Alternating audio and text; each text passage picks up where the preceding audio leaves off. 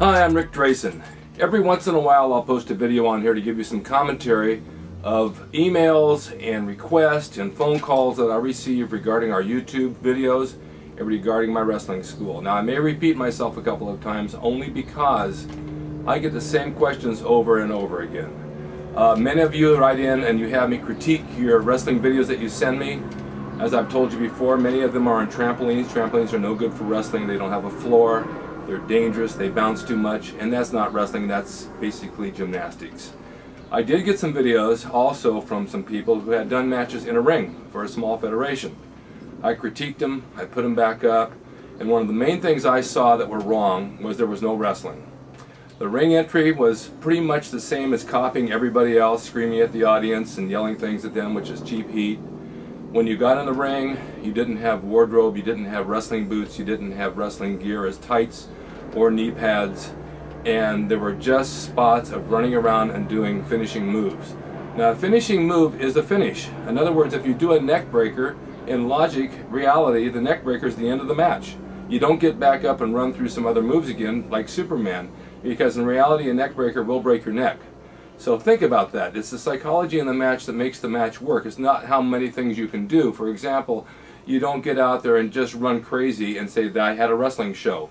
If you're new in the business, you take it slow. For example, if you're learning to drive a car, you wouldn't get on the freeway or a racetrack and race the car unless you're crazy.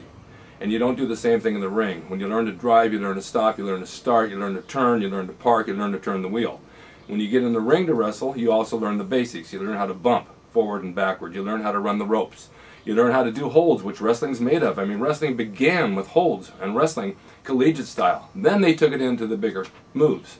So think about those things. When you email me and you say, why aren't you guys jumping off the top rope? Because that's not wrestling. That's saved for TV, for spectacular moves when it's necessary, and not everybody can do it. The big guys can't do it. They're too heavy and they can't get up to flip off. There's an exception. There's a few that can. But basically, it's wrestling. It's working the crowd. It's getting to know your character. It's getting to know who you are and trying to get the most out of that match.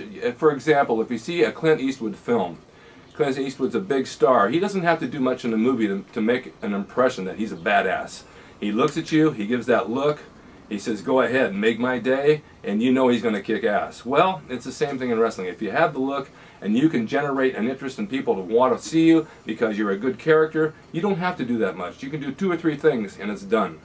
So when you watch my videos, you'll see that's what I'm trying to imply, that less is more. You wouldn't sit down at a buffet and stuff yourself in 5 minutes or you'll throw up. And you wouldn't do it to an audience either. You don't give them everything you know in 5 minutes and they don't digest it. And plus the fact, if you do everything you know on a match, what are you going to do the next time you come out to be even better?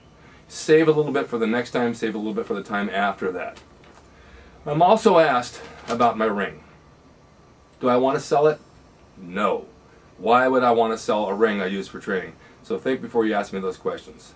Where did I get it? I had it made. I had one from WWE that I bought. I sold it. I had another one made. I like this one. It's a 16-foot. It's great for training.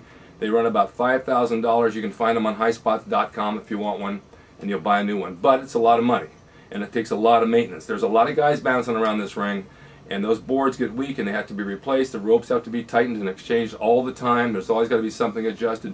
It's like maintaining a car. So remember that. When you say you want a ring, it takes a lot to keep it going. Also, many of the calls I get are from 12 years old, 14, 15, 16 years old, and you say you want to come train with me. Well, let me tell you something. You need parent approval if you're under the age of 18. And your parents probably won't approve for you to come train with me if you live in another state, nonetheless another country.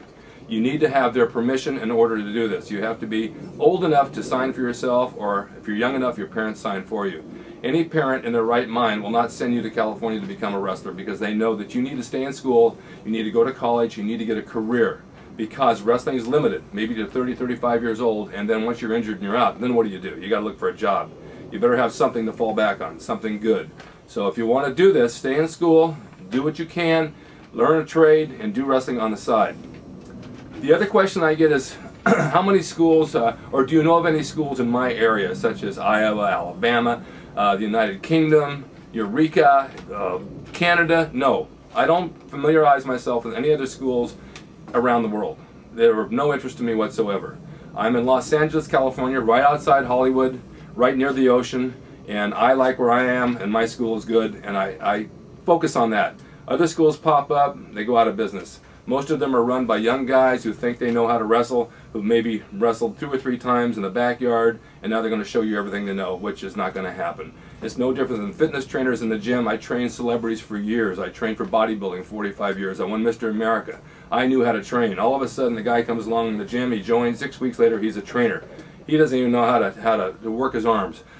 It's the same thing with wrestling. You've got to find someone at least 30, 35 years old who's been in the business, who's wrestled at territory, who knows how the business works, old school style, and will train you from ground up how to become a wrestler.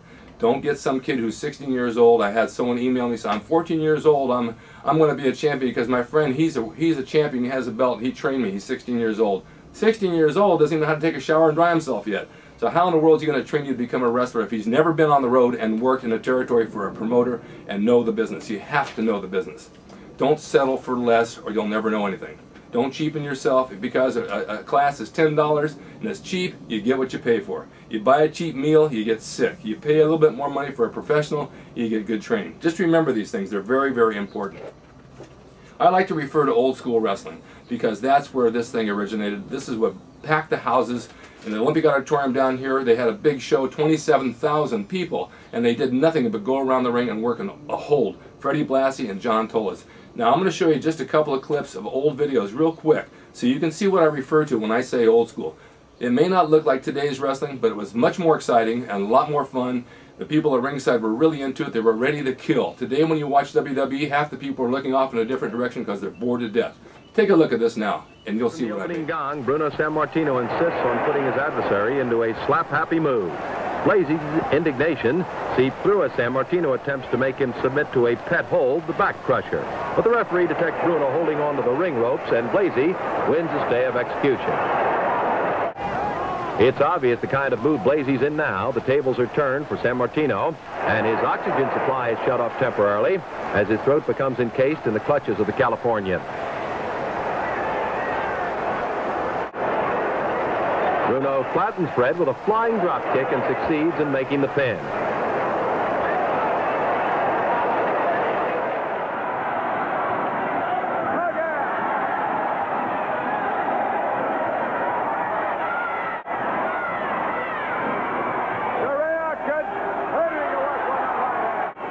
And he wants to keep it. Tony rammed his fist up. There is no time, Mr. Stasiak. Oh, look at that. Stasiak delivering a blow to the midsection of Tony Gurria, but in doing so, he hurt his head. And now Tony hammers. All right, now you've had a look at that. That's where I'm talking old school wrestling. This is what laid the groundwork for me and for guys after me. These people put in a lot of time to build wrestling into what it was. There was a kayfabe, which meant there was no discussion outside the ring what we did in the ring. It was a secret like magic and illusion. People were believers. We made them believers. Today, people don't believe it because what you see on TV, they don't know how to sell. They get punched 6 times and they keep running through them. It's impossible. Someone hits you in the face hard, you're going to go down. You're not going to get up. Use the same thing when you practice your wrestling. Sell it. Selling's the biggest key. The more sympathy you can get as a babyface, and the more the heel looks bad, the more it means when you come back and beat the hell out of the heel. So take into consideration these things. These are really important facts to know about wrestling. So when you get ready to do this, find yourself a good school near you, someone you can rely on that's going to really train you. Get yourself a real pair of wrestling boots, get knee pads, get elbow pads, get tights. Go to the gym, work your body, get some muscle on you, get the body fat off. Look like an athlete when you walk out the door. Don't look like a schlub walking in there with a long t-shirt and baggy jeans and say, hey, what's up, crap. Talk like a professional, act like a professional, and become a wrestler and become a professional wrestler. Be the type of person you see that has an image, that has some responsibility, that has respectability, and looks like a pro. And you'll have a better life, and you'll become a wrestler, and you'll do exactly what you want to do. And I hope you have more questions. Just fire them at me, and I'll send you another video. And thanks again for watching. I'm Rick Drasin, Rick Drasin's Pro Wrestling School, located in Sherman Oaks, California, a suburb of Los Angeles. Remember that when you ask me where I am. I'm in California, by the ocean. Have a great day. And think wrestling, brother. Yes!